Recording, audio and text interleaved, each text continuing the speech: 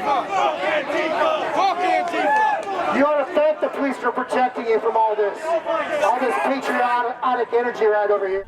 Here is a look at a protest through the eyes of a Trump supporter. Julius Giles, a native of Sacramento, can often be seen opening the lines of communication by talking with counter-protesters. Footage is from the third week of the Stop the Steal protests that occurred at the California State Capitol on Saturday, November 21st. I had a revelation by watching the Trump rally and saying, you know what, he's not this racist person that they claim him to be.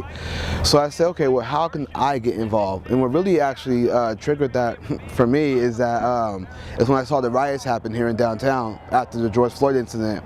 I saw people breaking into like Macy's and breaking people's cars and things like that. They destroyed all of J Street, and that bothered me because this is my city. You come in here and destroying my city. Trump supporters faced off with the counter-protesters, and the two groups were kept separated by Sacramento Police Department officers. Trump supporters then marched to Cesar Chavez Plaza, where a fight started between the two groups, which was broken up by the police. To all just come like this and march, forget them, man. Forget these guys. Yeah, you're welcome, man. They want us to be like them. So I came here the next day to help clean up, and I was criticized by a black person who said, "Why are you here helping out?" And I was like, wow, that's amazing that I'm being criticized for helping to clean up my city. So that's what really got me wanting to be more involved and say, you know what, I'm going to stand up against people like that, because I want to show them that it's all about unity and that we're here to protect our city, our community, and the people, and not just have this whole, trend of being MAGA. It's the fact that we're fighting for freedom. We're fighting for you.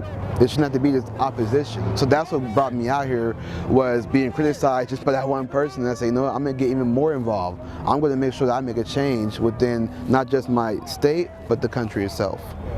I think when they think of somebody who supports Trump, they think, why would you support in their eyes, a racist? Why would you support somebody who's a bigot?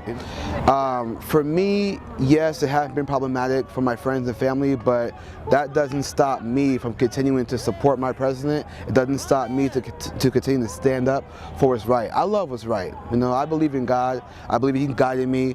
And when I see somebody like President Trump and what he stands for, he has my beliefs. To watch him speak so bluntly and not be so PC. He doesn't need a teleprompter to talk to the American people. He just talks, he's just himself. He tells it like it is, and I think that's what we need. We need someone who's just straight up honest like that, who puts it out there, not willing to hold back and stand down because of people's feelings and things like that. You know what I mean? Mm-hmm. I think it's disheartening when a black person like me wears a MAGA hat and people think that I'm a sellout because I support a president that has the same beliefs. And I think that's the problem, is that we have a misconstrued misinformation. They look at me and think that, well, I'm supposed to just hate America. I'm supposed to blame racism. And that's not what it's supposed to be. I'm all for being against the opposition. We, especially as men, have to stand up and protect people.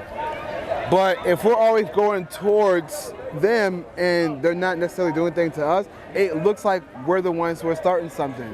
When people see me with my MAGA hat on, they think that I'm trying to fit in with the white people. And that's really unfortunate that the mindset is like that.